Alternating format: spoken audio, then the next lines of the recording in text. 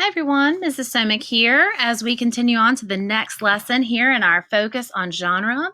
So today we are actually going to read the realistic fiction story we previewed on Monday, Jalapeno Bagels by Natasha Wing.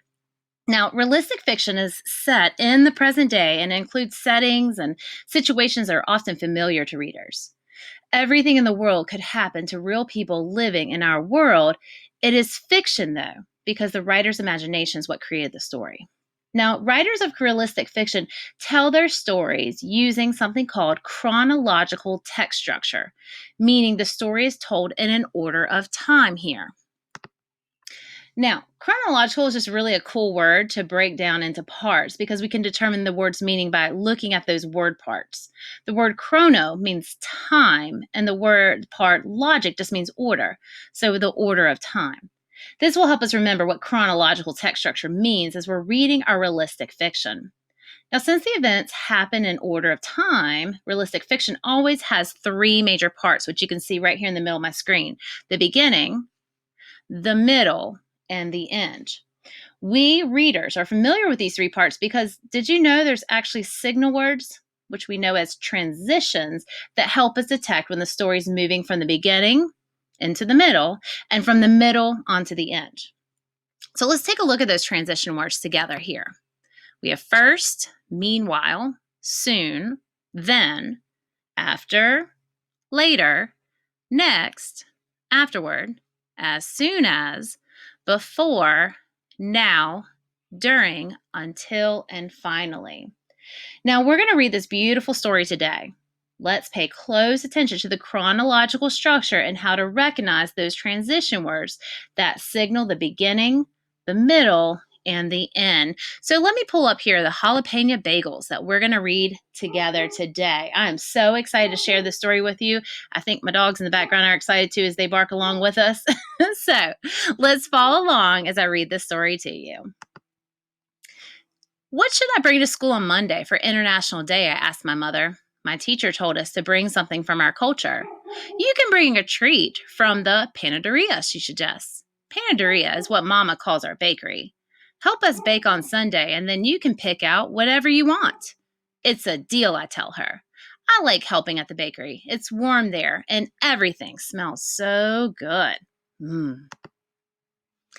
Early Sunday morning, when it was still dark, my mother wakes me up.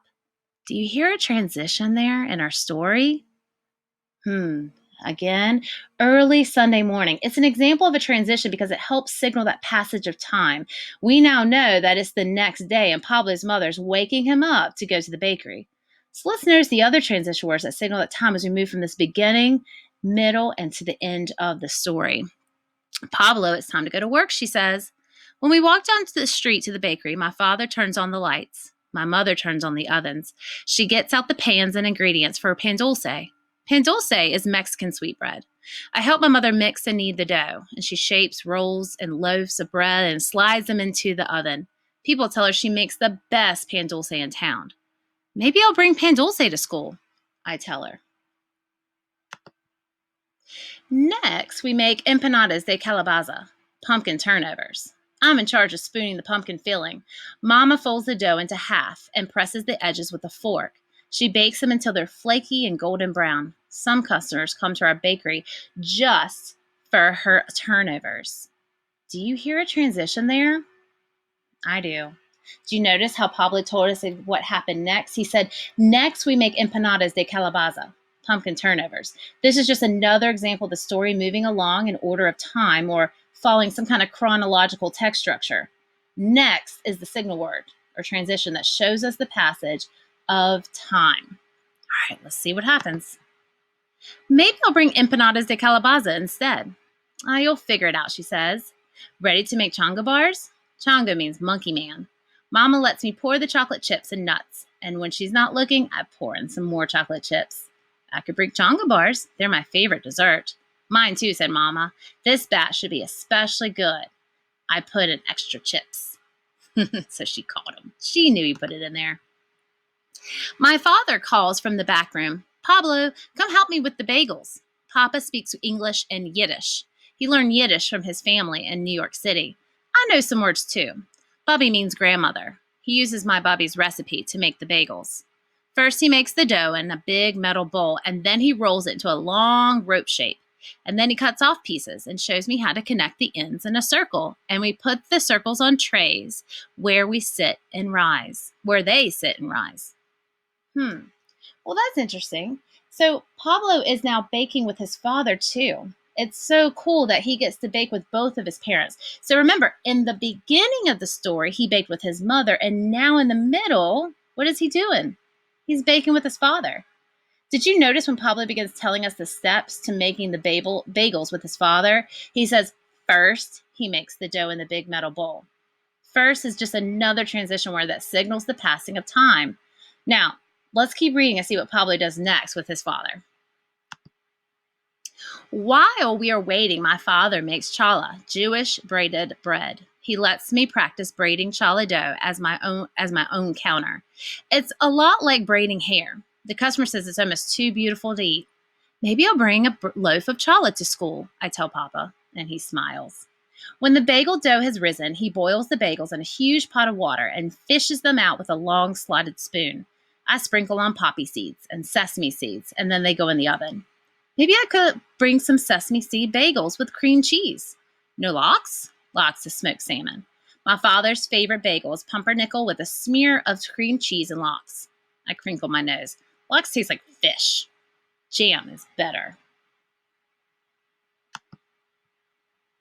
Now, remember, we could even hear while we're waiting, okay? So when the bagel dough, as we can hear, he's kind of going through there, explaining all the different steps as they're making those different pieces of bread.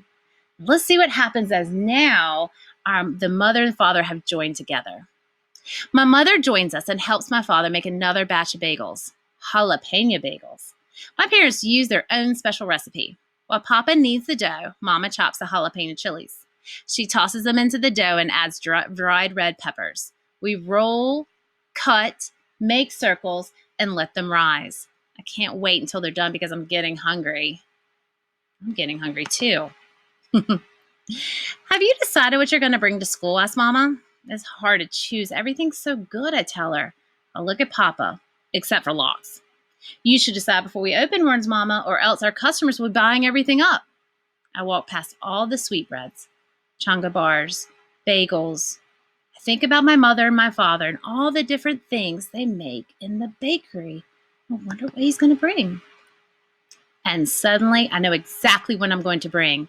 Jalapeno bagels, I tell my parents, and I'll spread them with cream cheese and jam. Well, why jalapeno bagels? Asked Papa. Because they're a mixture of both of you, just like me. Do you notice the transition there as we start to end our story? He finally figures out what he's going to do. What's the transition? And suddenly, I knew exactly what to do. Okay, this is kind of signaling the resolution, or what we call the end of our story, because Pablo has figured out what he is going to take to school for International Day. And what's awesome is look at all the different recipes they include in the end of that story. How much fun. All right, so let's head back to our chart here. So that was such a great story, wasn't it? What I love about it is that it actually feels like something that is real and could actually happen in real life. That's the beauty of the realistic fiction. It combines the best parts of real life and what the writer's imagination is telling us. And when reading realistic fiction, it's important that to make sure to remember what the stories are telling us using that chronological text structure, beginning, middle, and end. Knowing that the realistic fiction uses this text structure means that we can look for a beginning, middle, and end, and how these are signaled with our transition words. So if you can identify the beginning, middle, and end, you can retell that story to me. Okay? So for your assignment today, I'm going to start it with you, but you're going to finish it, friends, in your Google Classroom. Okay? Now, this will count as a grade, so let's do a great job on it.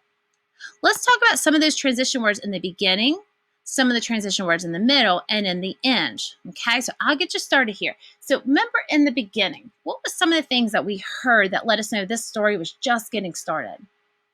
Remember when Mama woke him up?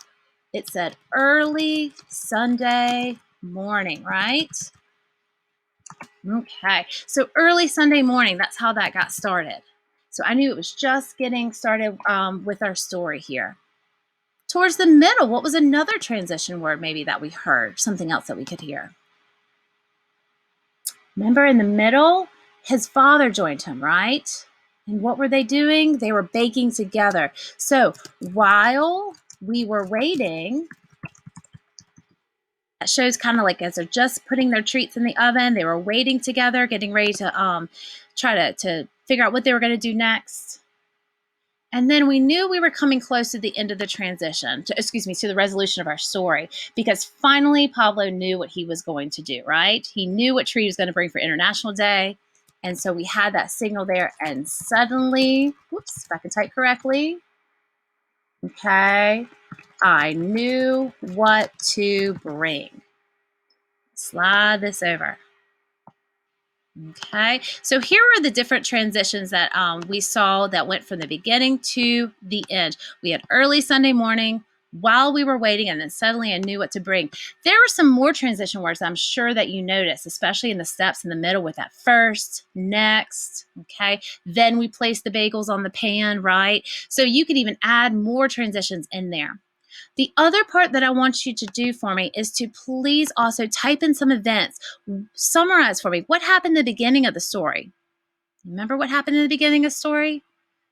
Pablo's trying to figure out what is he going to bring for International Day to school, right? And mom says, hey, why don't you come with us, right, to the bakery? And then she gets him started there, okay? But then in the middle, he actually not only cooks with his mother, he also has the time to cook with his father. Talk to me about that in the middle.